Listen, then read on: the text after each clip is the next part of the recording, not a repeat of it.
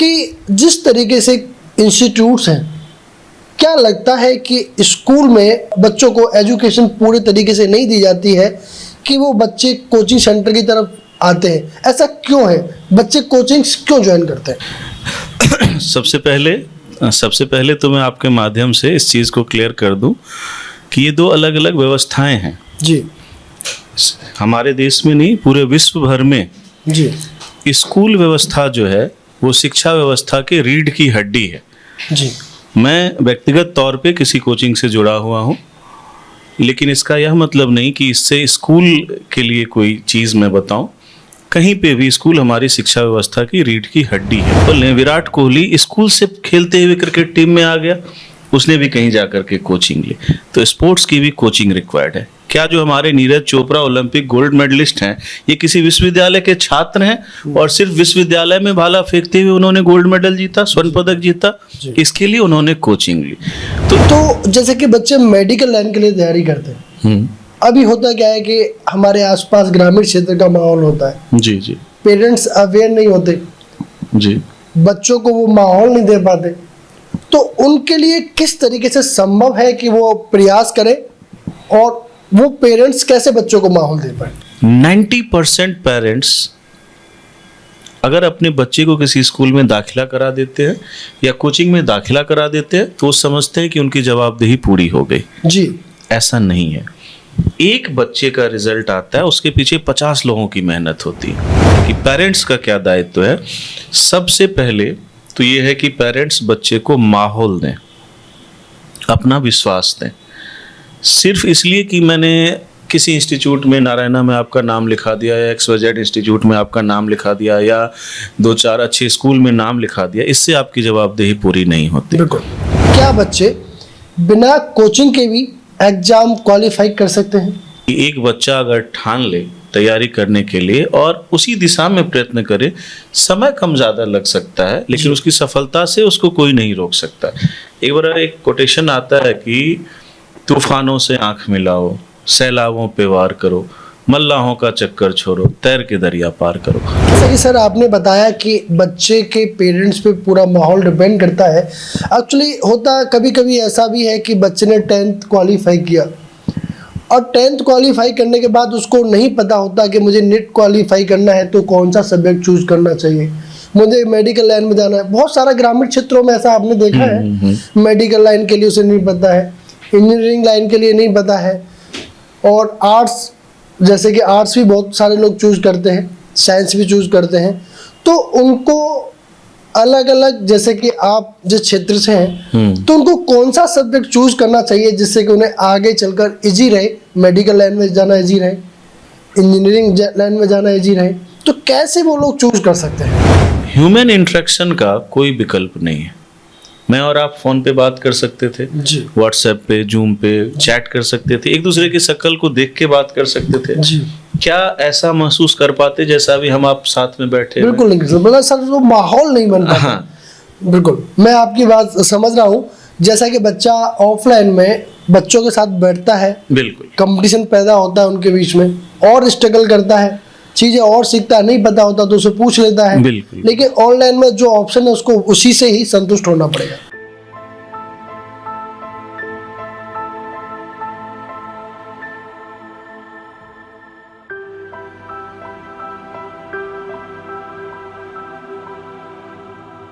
नमस्कार दोस्तों, मैं हूं जय चौधरी। HP न्यूज़ में आपका बहुत बहुत स्वागत करता हूं। और आज मैं यहां अपने अतिथि जिनके साथ हम बैठे हैं उनके बारे में बात करेंगे। शायद ही आप इन्हें जानते भी हों, जो कि हमारे साथ बैठे हुए हैं, जानी मानी हस्ती है, लेकिन सब्र का फल मीठा होता है। इसलिए मैं इन अतिथि जी का इंट्रोडक्शन इन्हीं के माध्यम से आपको कराने वाला हूं। सर, सबसे पहले आपने हमारे लिए कीमती समय निकाला, इसके लिए आपका बहुत बहुत धन्यवाद।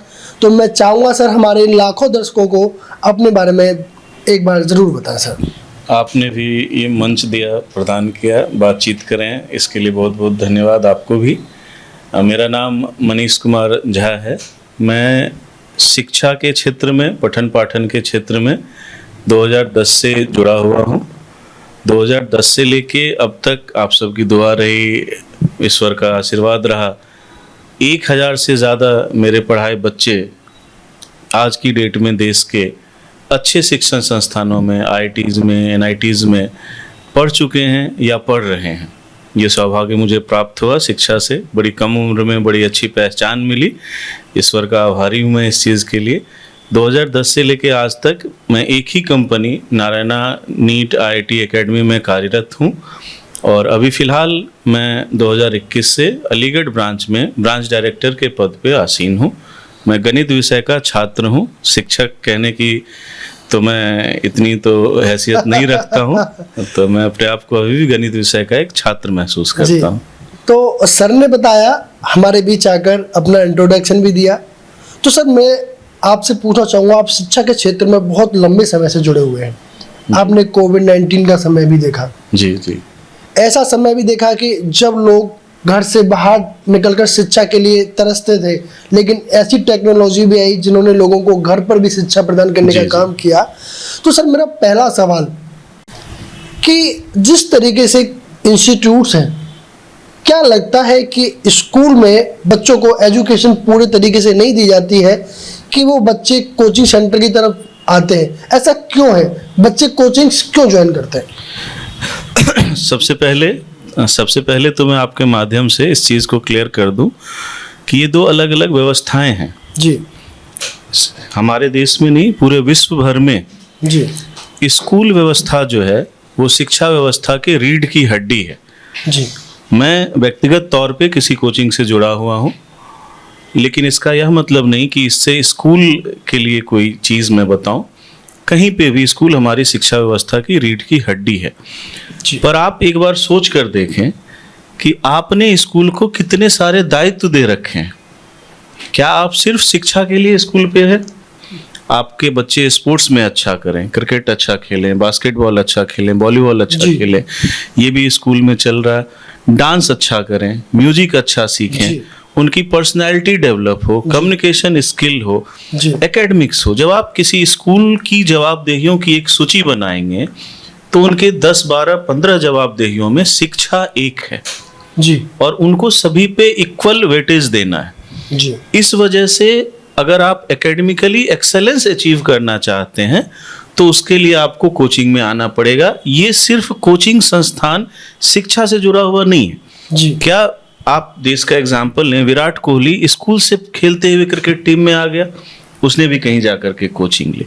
तो स्पोर्ट्स की भी कोचिंग रिक्वायर्ड है। क्या जो हमारे Neeraj Chopra Olympic gold medallist हैं, ये किसी विश्वविद्यालय के छात्र हैं और सिर्फ विश्वविद्यालय में भाला फेंकते हुए उन्होंने गोल्ड मेडल जीता, स्वर्ण पदक जीता? इसके लिए उन्होंने कोचिंग ली। तो स्कूल के पास बहुआयामी दायित्व हैं। एक साथ सारी चीज़ों पे वो एक्सेलेंस अचीव नहीं कर सकते, तो हमको हर एक चीज़ में औसत बनाने का दायित्व स्कूल का है। वो शिक्षा व्यवस्था में रीढ़ की हड्डी है। जब हम किसी चीज़ को अपना करियर चुनते हैं जी, हमको उसमें देश स्तर पे आना है, राज्य स्तर पे आना है, तो उसमें हमको विशेष एफर्ट्स लगाने पड़ते हैं। उसके लिए फिर हर विभाग में कोचिंग आता है, सिर्फ शिक्षा नहीं। जी। मेरा सर अगला सवाल आपसे ये होगा, जैसा कि आपने बताया कि एक्स्ट्रा बेनिफिट्स लेने के लिए किसी भी क्षेत्र में अपने आप को परफेक्ट बनाने के लिए उस क्षेत्र का कोचिंग लेना बहुत आवश्यक है। बिल्कुल ठीक।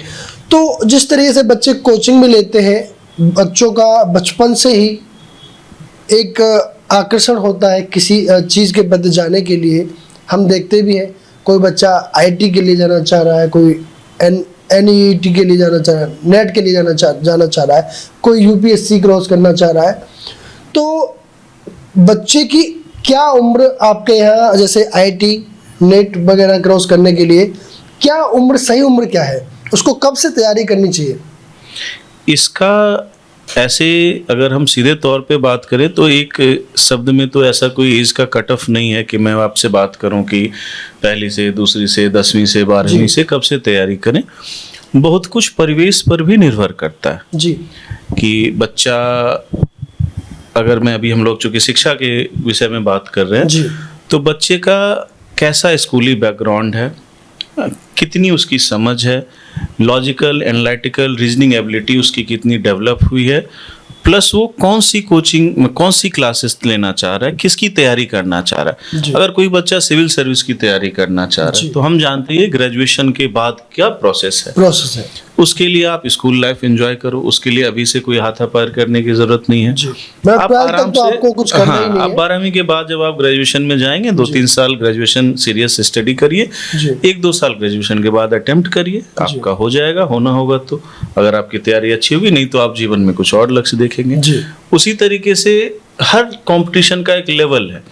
मैं यहाँ स्पेशली बात करूंगा जिसमें हमारे इंडिया में सबसे ज्यादा लोग इन्वॉल्व हैं, इंजीनियरिंग और मेडिकल की। जी। ये 12वीं के बेसिस पे आधारित कोचिंग है। जी। तो अगर आप उसके लिए मुझसे पूछेंगे तो अगर आपको किसी स्टेट स्तर के कॉलेज से जाकर के इंजीनियरिंग करनी है तो आप 1 साल 12वीं सीरियस होकर के पढ़िए, आपका रिजल्ट आ जाएगा। अगर आप अच्छी जगह, अच्छे मार्गदर्शन और अच्छे तरीके से पढ़ेंगे।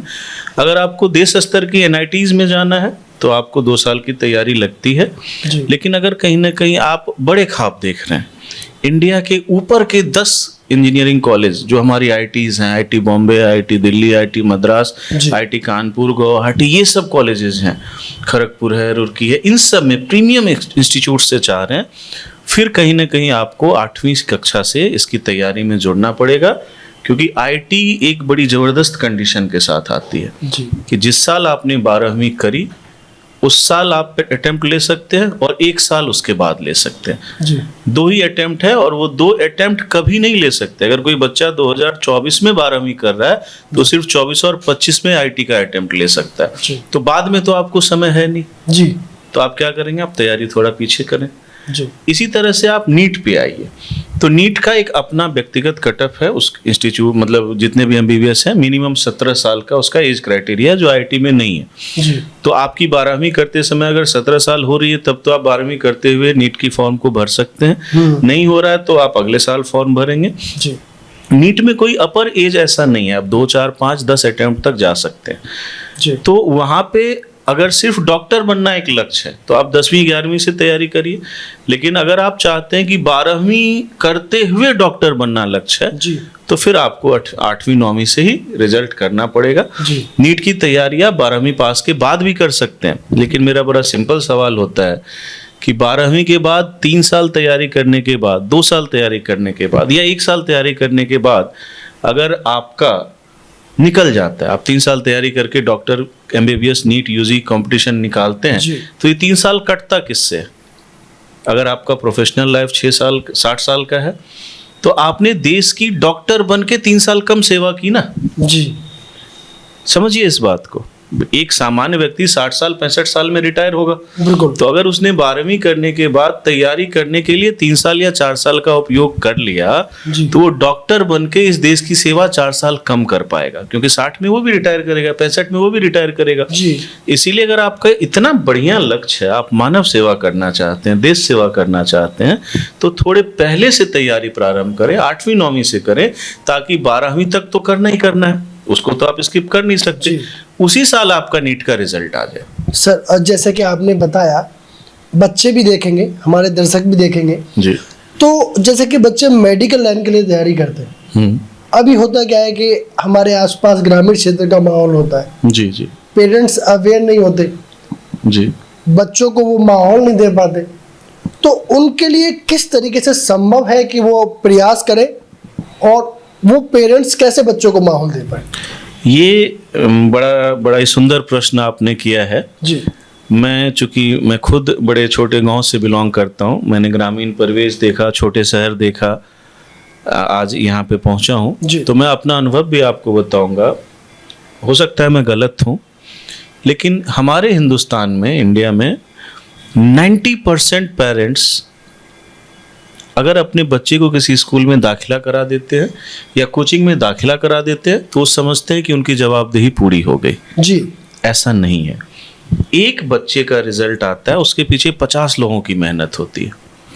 3-4 टीचर्स ने उसको पढ़ाया होगा, कोचिंग में अलग स्टाफ रहे होंगे, कोई पेपर का जिरोक्स करा होगा, कोई पीछे उसका जो टेस्ट सीरीज चल रहा है उसके क्वेश्चंस बना रहा होगा, 1000 तरह की चीज़ें लगी रहती है। तो एक तरफ तो ये सब चीज़ें हैं, लेकिन अभी जो आपका सवाल है कि पेरेंट्स का क्या दायित्व है, सबसे पहले तो ये है कि पेरेंट्स बच्चे को माहौल दें, अपना विश्वास दें। सिर्फ इसलिए कि मैंने किसी इंस्टीट्यूट में नारायणा में आपका नाम लिखा दिया या XYZ इंस्टीट्यूट में आपका नाम लिखा दिया या 2-4 अच्छे स्कूल में नाम लिखा दिया, इससे आपकी जवाबदेही पूरी नहीं होती। बिल्कुल। इस उम्र में 10वीं में 12वीं में मैच्योरिटी का स्तर, समझबूझ का स्तर बच्चे का उस स्तर पे नहीं होता कि वो अपने से सारी चीज़ें हैंडल कर सके। तो एक बहुत ही गार्जियनशिप की आवश्यकता होती है। पेरेंट्स सबसे पहले माहौल दे, घर के अंदर माहौल दे, बच्चे को 100% अपना विश्वास दे, समय दे। एक उदाहरण के तौर पे समझिए कि आजकल 2 कमरे का घर होता है लोगों का जी। एक कमरे में आपका बच्चा पढ़ रहा है और दूसरे कमरे में आप काफी तेज आवाज पे न्यूज सुन रहे हैं जी। 2-4 नेता वहां ताल ठोक रहे हैं, वो आवाज क्या आपके बच्चे को डिस्टर्ब नहीं कर रही बिल्कुल होगी? करेगी सर। आपके घर में आपका बच्चा स्टडी कर रहा है और कोई घंटी बजी, 2-4 आपके रिश्तेदार आ गए जी। और वो आपके बच्चे को ढूंढ रहे हैं, तो क्या उसका फ्लो नहीं टूटेगा? बिल्कुल टूटेगा। तो एक घर के अंदर का माहौल, आपको रिश्तेदारी में ना बोलना होगा अगर आपके बच्चे का एग्जाम है जी। कि नहीं मैं आऊंगा, मेरा बेटा नहीं आएगा, जी। मेरी बेटियां नहीं आएगी। जी। जैसा कि सर आपने बताया कि बच्चे के पेरेंट्स पे पूरा माहौल डिपेंड करता है। एक्चुअली होता कभी कभी ऐसा भी है कि बच्चे ने 10th क्वालिफाई किया और 10th क्वालिफाई करने के बाद उसको नहीं पता होता कि मुझे नेट क्वालिफाई करना है तो कौन सा सब्जेक्ट चूज करना चाहिए, मुझे मेडिकल लाइन में जाना है। बहुत सारा ग्रामीण क्षेत्रों में ऐसा आपने देखा है, मेडिकल लाइन के लिए उसे नहीं पता है, इंजीनियरिंग लाइन के लिए नहीं पता है, और आर्ट्स, जैसे कि आर्ट्स भी बहुत सारे लोग चूज करते हैं, साइंस भी चूज करते हैं। तो उनको अलग अलग, जैसे कि आप जिस क्षेत्र से हैं, तो उनको कौन सा सब्जेक्ट चूज करना चाहिए जिससे कि उन्हें आगे चलकर इजी रहे, मेडिकल लाइन में जाना इजी रहे, इंजीनियरिंग लाइन में जाना इजी रहे, तो कैसे वो लोग चूज कर सकते हैं? ये भी बड़ा देखिए एक टर्निंग पॉइंट होता है। 10वीं तक हमारे इंडिया में हम सब सब्जेक्ट पढ़ते हैं जी। तो वहां तक तो कोई भेदभाव नहीं है, आपने जो जो सब्जेक्ट लिए हैं वो सबको पढ़ना है, वो आप पढ़ के निकल जाते हैं। पहली बार जो हम लोग सिलेक्शन करते हैं, चाहे आप विषय का करें, मतलब संकाय का करें कि किस फील्ड में हमको जाना है, वो 10वीं परीक्षा के बाद होता है कि कोई बच्चा आर्ट्स ले लेता है, कोई बच्चा साइंस ले लेता है, कोई कॉमर्स ले लेता है, कोई साइंस के अंदर भी मैथ के साथ आता है, कोई बायो के साथ आता है। तो एक बात इसमें सबसे पहले कि थोड़ा बहुत आप बीइंग ए पेरेंट्स जज करें बच्चे को कि उसका किस तरफ अपना व्यक्तिगत झुकाव है। जी। आप चाहते हैं कि आपका बच्चा इंजीनियरिंग करे, आपके बच्चे की रुचि बायोलॉजी में है, जी। तो बच्चे को बायो में जाने दीजिए। बच्चे की रुचि मैथ में है, आप उसको डॉक्टर बनाना चाहते हैं क्योंकि आप एक डॉक्टर हैं तो चाहते मेरा बेटा भी डॉक्टर बने, लेकिन उसकी व्यक्तिगत रुचि मैथ में। यहाँ कन्फ्लिक्ट होता है। यहाँ आप जो बच्चे की जिसमें रुचि है उस तरफ जाएं। इसके लिए आप स्कूल के या तब तक जिन जिन शिक्षकों से बच्चे का 1-to-1 इंटरेक्शन हुआ होगा, उन शिक्षकों के साथ एक मीटिंग करें।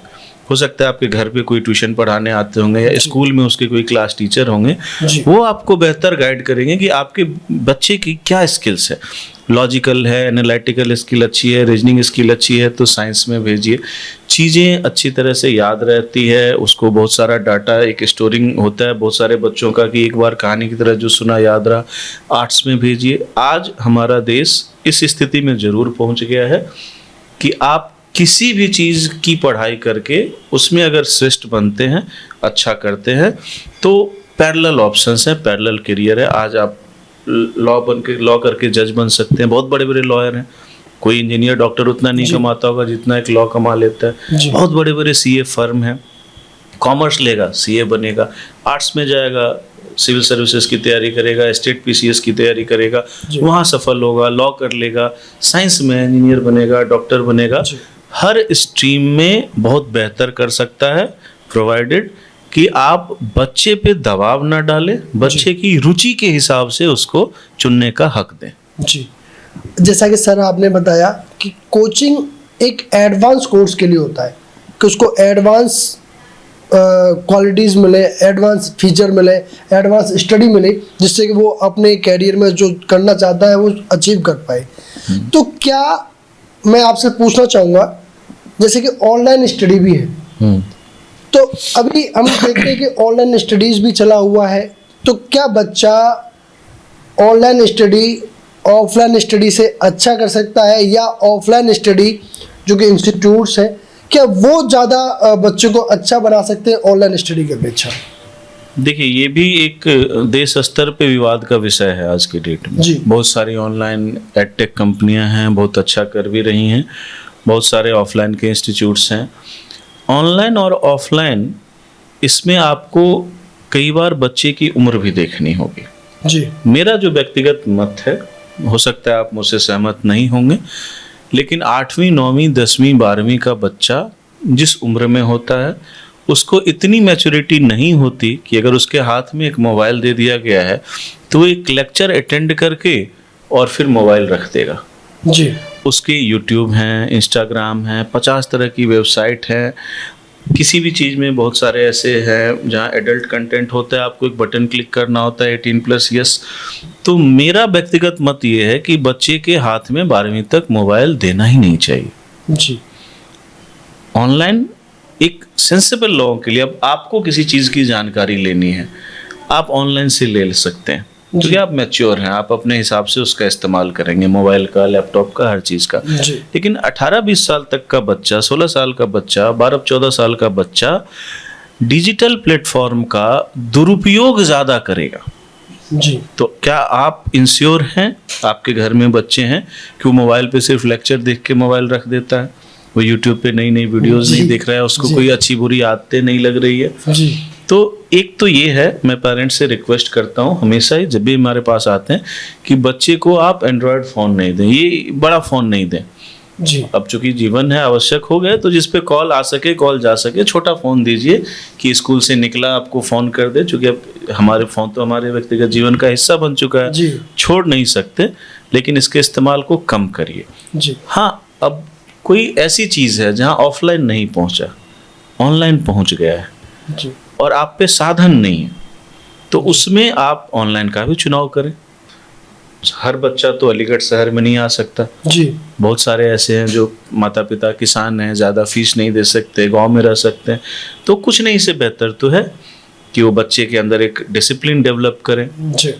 बिल्कुल कायदे से उसको लेक्चर अटेंड करने के लिए फ़ोन दीजिए, डॉट के लिए फ़ोन दीजिए, उसके अलावा फ़ोन ले लीजिए। तो ऐसी स्थिति में अगर आप अफोर्ड नहीं कर सकते, डिस्टेंस का इशू है या अन्य कोई चीज़ का इशू है, तो आप ऑनलाइन क्लासेस को भी अटेंड करिए।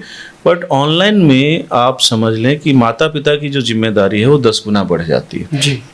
एक चीज़। दूसरी चीज़ मैं अभी भी बोलूँगा, ह्यूमन इंटरेक्शन का कोई विकल्प नहीं है। मैं और आप फ़ोन पे बात कर सकते थे, जी। व्हाट्सएप पे, जूम पे चैट कर सकते थे, एक दूसरे की शक्ल को देख के बात कर सकते थे। जी। क्या ऐसा महसूस कर पाते जैसा भी हम आप साथ में बैठे हैं? बिल्कुल नहीं, मतलब सर वो माहौल नहीं बन पाता। हाँ, बिल्कुल, मैं आपकी बात समझ रहा हूँ। जैसा कि बच्चा ऑफलाइन में बच्चों के साथ बैठता है, बिल्कुल कंपटीशन पैदा होता है उनके बीच में, और स्ट्रगल करता है, चीजें और सीखता है, नहीं पता होता तो उसे पूछ लेता है। बिल्कुल। लेकिन ऑनलाइन में जो ऑप्शन है उसको उसी से ही संतुष्ट होना पड़ेगा। नहीं, आपका कंपटीशन नहीं रहा, एक सोशल स्ट्रक्चर डेवलप नहीं हुआ, आप अकेले बच्चे हैं, अच्छा नहीं कर रहे, हो सकता है आप डिप्रेशन में चले जाएं। आप क्लास में आएंगे, आपको अच्छा करने वाले भी 5 बच्चे हैं, बीच के दायरे में भी 5-10 बच्चे हैं, लोअर रेंज में भी 5-10 बच्चे हैं। तो आप देखेंगे कि मैं अकेला नहीं हूँ, मेरे साथ 5-10 और बच्चे हैं, हम सबको संघर्ष करना है। तो वो चीज़ जो है ह्यूमन इंटरेक्शन का, माहौल का, आप किसी को पढ़ते हुए ऑनलाइन में नहीं देख रहे हैं। यहाँ पे आप देखेंगे कि मैं तो ब्रेक में पानी पीने गया, ये लड़का तो क्लास में बैठ के सवाल कर रहा है। बिल्कुल। अगर मैं ऐसा नहीं करूंगा तो ये टॉपर होगा, मैं नहीं रहूंगा। जी। तो बहुत सारी चीजें हम समाज से सीखते हैं। जी। ऑनलाइन अटेंड करने वाला बच्चा समाज से कट जाता है। अच्छा सर, मेरा एक सवाल और रहेगा, मैं ज़्यादा समय आपका नहीं लूँगा, कीमती बिल्कुल। समय है। मेरा अंतिम सवाल है, क्या बच्चे बिना कोचिंग के भी एग्जाम क्वालिफाई कर सकते हैं? आपको ललक होनी चाहिए। जी। कोचिंग की, विद्यालय की, हर चीज़ की आवश्यकता है, लेकिन 100% मेरा विश्वास है कि एक बच्चा अगर ठान ले तैयारी करने के लिए और उसी दिशा में प्रयत्न करे, समय कम ज़्यादा लग सकता है, लेकिन उसकी सफलता से उसको कोई नहीं रोक सकता। एक बार एक कोटेशन आता है कि तूफानों से आंख मिलाओ, सैलाबों पे वार करो, मल्लाहों का चक्कर छोड़ो, तैर के दरिया पार करो। क्या बात तो आप जब चाह लेंगे, ठान लेंगे, जी। तो सुविधाएं आज हैं कल नहीं होंगी, पहले नहीं थी, फिर आगे क्या होगा, समय कम ज़्यादा हो सकता है, लेकिन आपकी सफलता गारंटेड है। जी हाँ, आज का जैसा परिवेश है कि अगर आप सक्षम हैं, एफोर्ड कर सकते हैं, जी तो फिर कोई चीज़ 2 साल के बदले 1 साल में अचीव करिए। जी। तो आपके बदले एक टीम है जो बहुत सारे फिजूल के कामों को आपके लिए एकत्रित कर देती है, आपके उसको कट शॉर्ट कर देती है, एक स्ट्रेट डायरेक्शन दे देती है आपको, जी। तो आप जल्दी सफल होते हैं। तो कोचिंग हो, स्कूल हो, हम हो, आप हो, क्या शिक्षक नहीं रहेगा तो बच्चा नहीं पढ़ेगा। जी जीवन में सबसे बड़ा शिक्षक अनुभव है। जी सर, बिल्कुल सर।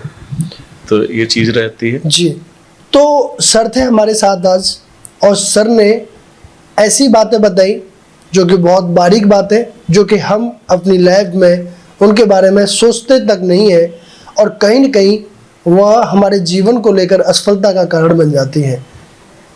मैं आगे भी सर के साथ आपको मोटिवेशनल एक स्पीकिंग भी दिलवाता रहूँगा, और आगे भी सर के साथ बात करते रहेंगे, लेकिन उससे पहले आज के लिए इतना ही काफ़ी। सर, आप हमारे प्रोग्राम में आए, आपका सर बहुत बहुत धन्यवाद, जो आपने हमें कीमती समय दिया। आगे भी हम मिलते रहेंगे दोस्तों, बने रहिए हमारे साथ। मैं जय चौधरी, कैमरामैन दीपक जी के साथ। धन्यवाद। धन्यवाद आपका भी। Thank you.